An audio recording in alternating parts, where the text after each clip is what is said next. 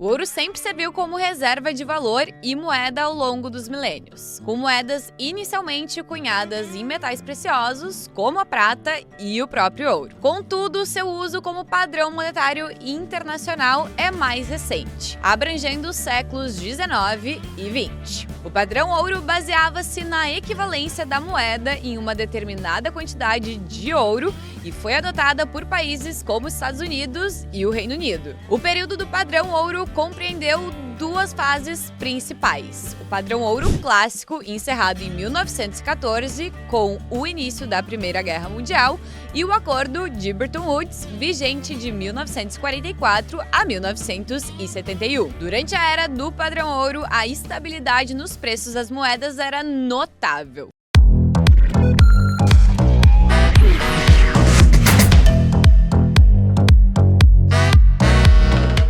Hoje é quase impossível imaginar que os preços permanecerão inalterados ao longo de um ano. Na época do padrão ouro clássico, a inflação era quase inexistente, havendo em diversos momentos inclusive uma deflação. O gráfico revela que nos Estados Unidos os preços reduziram em média 0,43% ao ano. Este declínio constante indicava que, com o tempo, as mercadorias se tornavam mais acessíveis para a população. Além disso, observou-se um crescimento real do PIB norte-americano de aproximadamente 3,88% no ano. Essa tendência não era exclusiva dos Estados Unidos, mas países como o Reino Unido também experimentaram um crescimento econômico de mais de 2% ao ano. O índice de preços ao consumidor do Reino Unido apresentou uma média de menos 0,26% ao ano, evidenciando também uma deflação ao longo desse período. Para se ter ideia, com essa taxa de inflação nos Estados Unidos, algo que custava $100 em 1815,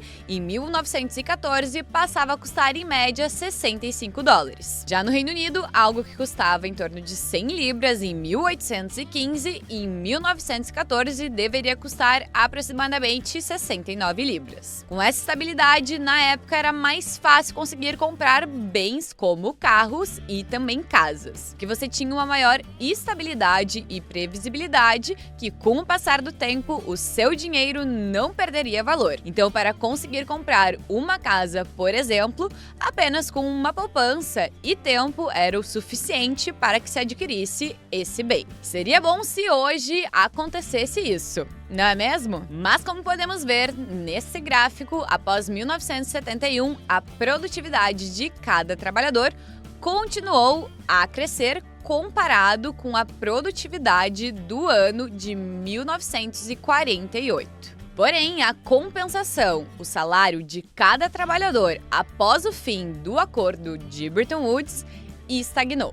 Nesse caso, cada trabalhador produz mais bem, mas não ganha mais por isso. Mas como que isso pode acontecer? Se você respondeu que o principal fator é a inflação, acertou. Então, a perda do poder de compra da moeda era mais rápida do que a velocidade do crescimento dos salários dos trabalhadores, o que fez com que, no final, as pessoas não tivessem o bom ganho real. A partir do fim do padrão ouro e a mudança do sistema monetário para o de moeda fiduciária, que é basicamente uma moeda sem um lastro específico baseada apenas na confiança, começou a ser muito mais fácil para os governos imprimirem dinheiro e usarem a moeda de maneira com que era mais conveniente para eles. Mesmo que isso significasse ter problemas econômicos no futuro, como uma inflação mais acentuada. Essa necessidade de flexibilidade da moeda foi o que levou o fim do padrão ouro nas duas ocasiões. O padrão ouro clássico se encerrou no início da Primeira Guerra Mundial,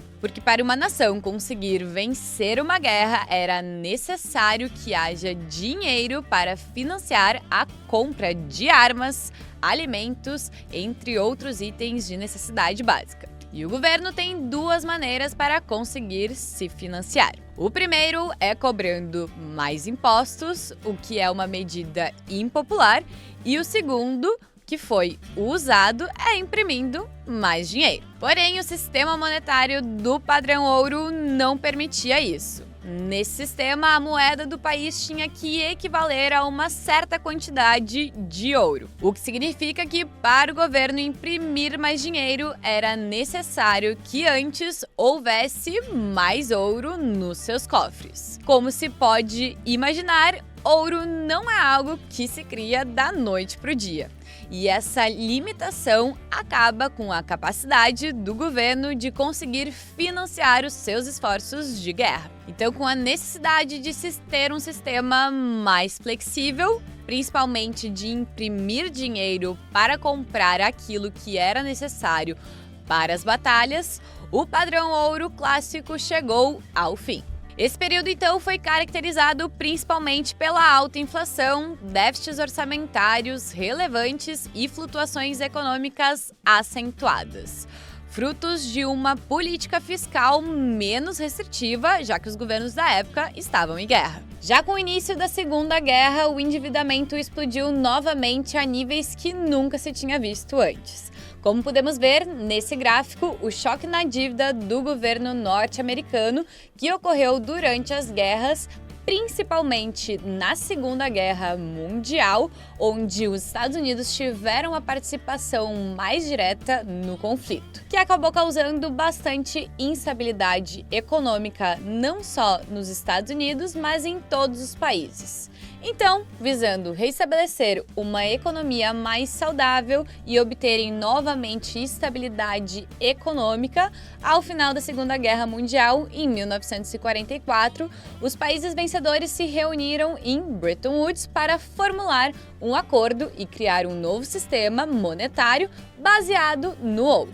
Novamente, mas dessa vez diferente do padrão ouro clássico. Nesse acordo, os Estados Unidos fixou o preço da onça em $35, fazendo com que o dólar tivesse o lastro em ouro, e ao mesmo tempo os outros países integrantes do acordo fixaram o câmbio em relação ao dólar. Então, toda moeda tinha um valor em dólar que era conversível em ouro. No caso, era só solicitar ao Fed, Banco Central norte-americano, a troca dos dólares pelo ouro e ele era obrigado a fazer essa troca. Mas dessa vez, diferente do padrão clássico, no acordo de Bretton Woods, somente os governos poderiam solicitar a troca do dinheiro por ouro. Porém, o acordo de Bretton Woods criou um privilégio exorbitante para os Estados Unidos. Agora, o país tinha o poder da impressão do dinheiro, que era aceito como se fosse ouro pelos demais países. Era como se os Estados Unidos pudessem imprimir ouro,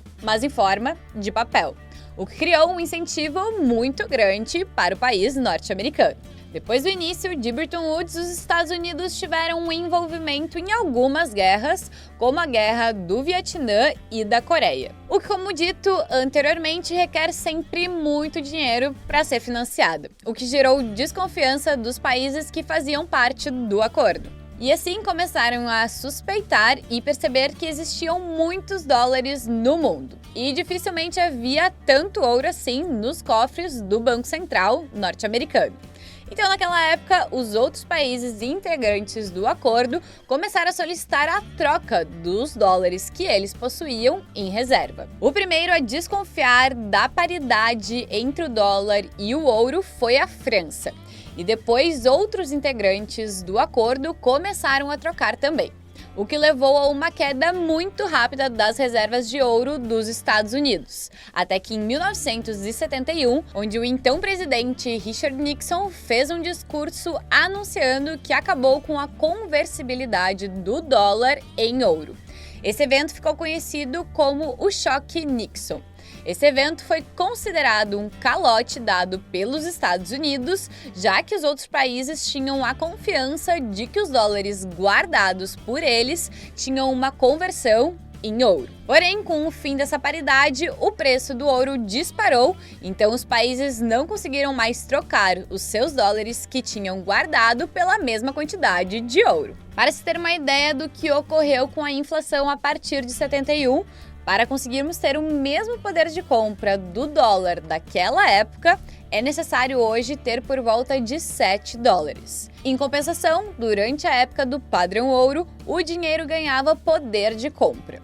As coisas custavam cada vez menos. Então, basicamente, o padrão ouro era um sistema monetário que garantia à população uma proteção contra a inflação e limitava o poder da impressão dos governos, o que atrapalhava o governo de ter uma política fiscal mais frouxa, trazendo uma estabilidade maior para as economias. Mas com o vir das guerras, a necessidade de se imprimir dinheiro para pagar os esforços da batalha, a estabilidade do padrão ouro foi deixado de lado e foi substituído para o regime de moeda fiduciária, onde o valor se dá simplesmente pela crença de que o dinheiro tem valor, com o intuito de ter mais flexibilidade e para que seja possível imprimir dinheiro sem a necessidade de um bem tão escasso e impeditivo do processo. E você, o que achou desse conteúdo? Sabia dessa curiosidade? Nos segue aqui no canal e fica ligado porque toda semana tem um episódio novo do Avelcast.